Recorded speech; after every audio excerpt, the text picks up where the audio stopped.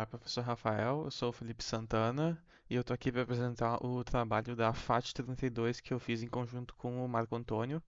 Eu vou estar mostrando aqui um pouquinho do miolo da classe FAT32FS sobre o create, o read e algumas funções de validação que a gente usa durante esse processo. Aqui, ah, mais variáveis aqui bem básico. Aí a gente passa por uma série de validações. Primeiro a gente vê se o espaço é o suficiente, vendo se o data length é maior ou não que o espaço livre, com a função free space. Depois caiu fora disso. O arquivo então cabe no disco. A gente faz o valida nome, para ver se o nome é válido. O valida nome é uma função que está aqui.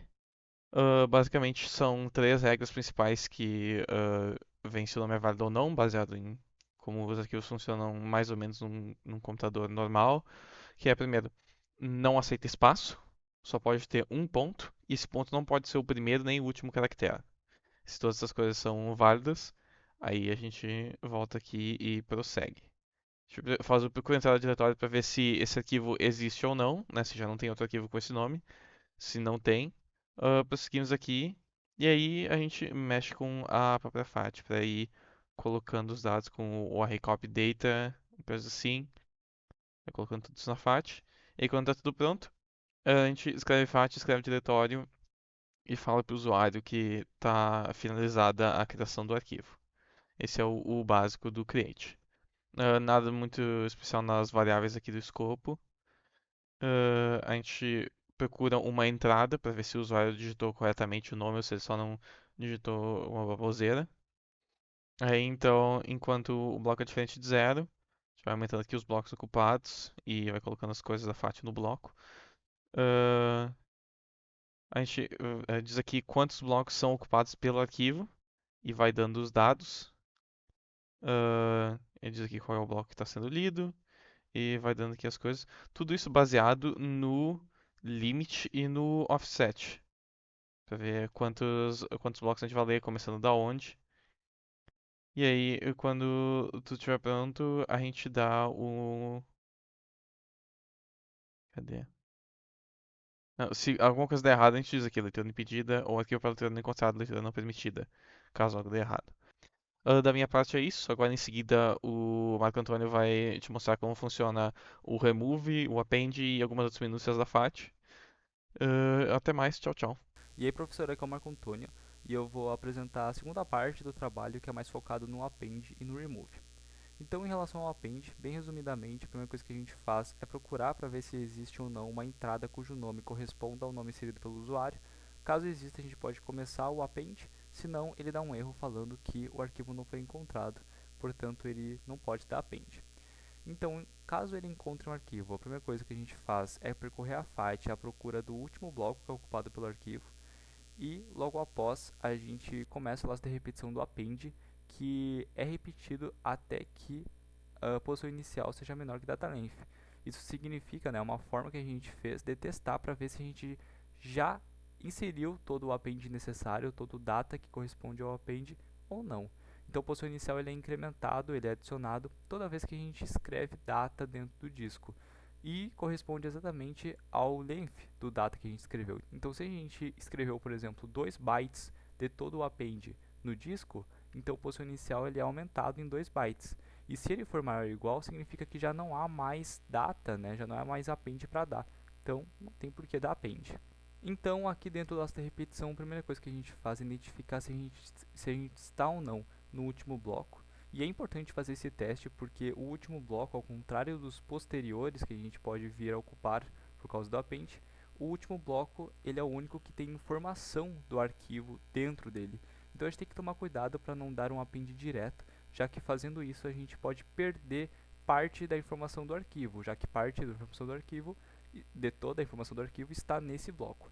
Então a gente salva a informação que está nesse bloco dentro do bloco disco, depois a gente repassa isso para o dados disco e então a gente testa para ver se o espaço vazio, ou seja, o espaço que não é ocupado pela informação que já estava nesse bloco, que faz parte do arquivo, ver se esse espaço vazio ele é maior ou igual ou menor que o data.length.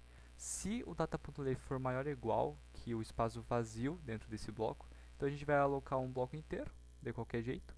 Se não, a gente vai alocar apenas o necessário para que caiba os dados vindos do disco, daquele bloco ali, e mais, né, os dados da data.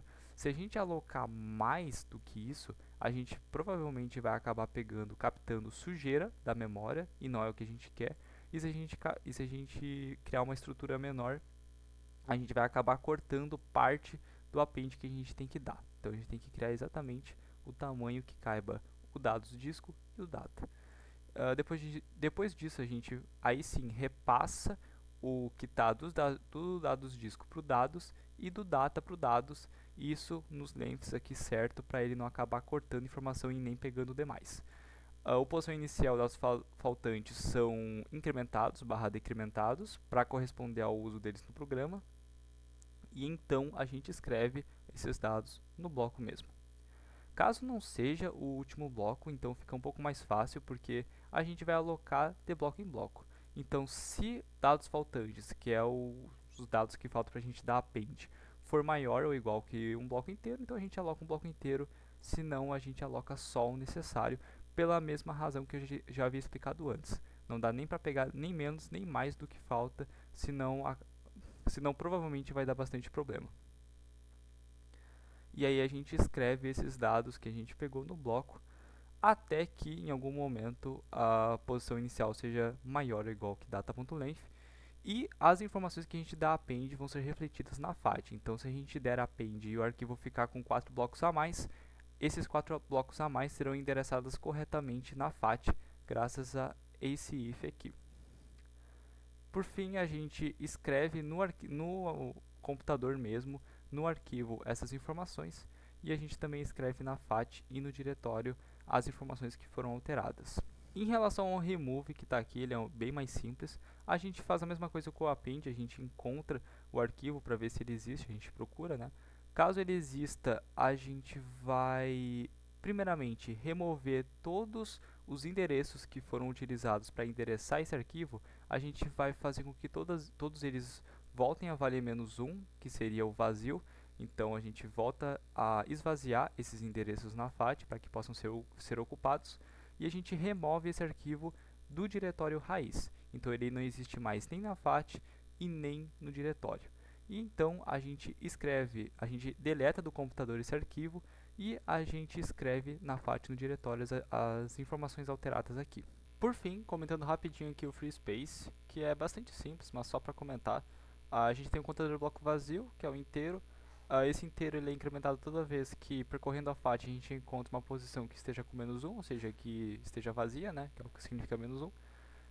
E aí a variável espaço vazio recebe o contador de bloco vazio, então quantos blocos estão desocupados, multiplicado pelo tamanho dos blocos, né. Então a gente vai ter aqui a totalidade de espaço vazio, utilizando a VAT, né, mas total de espaço vazio no disco, e a gente retorna esse espaço vazio.